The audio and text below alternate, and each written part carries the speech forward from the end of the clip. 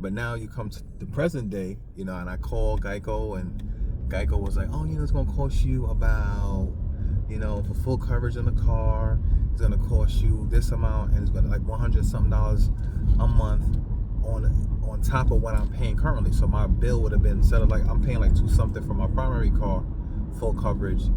If you add full coverage for the Beamer, it's gonna make my bill almost $400. And I'm like, that's crazy.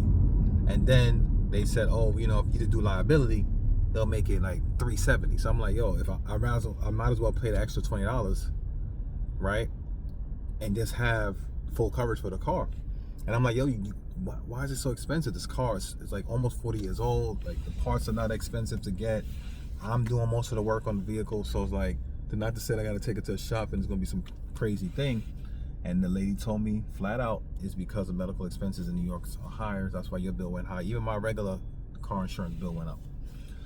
So I was discouraged.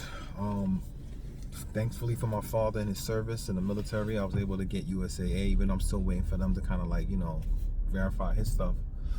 But, I went to like American Collectors and I was like, oh, this is great. I did the quote online. I was so excited. They gave me like freaking $25 a month just for the car, and I was excited. I'm like, yo, $25 a month, you can't beat that. I was like super excited.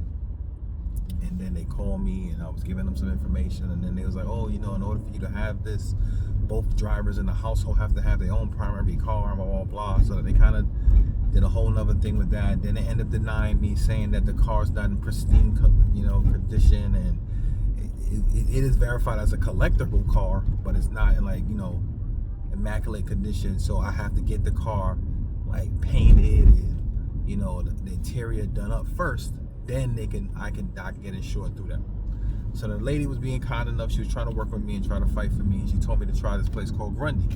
I was like, all right, cool. I did the quote for Grundy.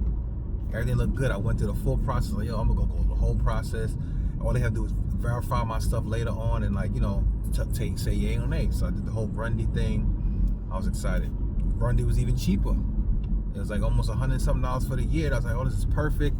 I'm excited about it. So I'm not gonna count my chickens before they hatch. I'm gonna wait until I get a response. So with all that stuff going on,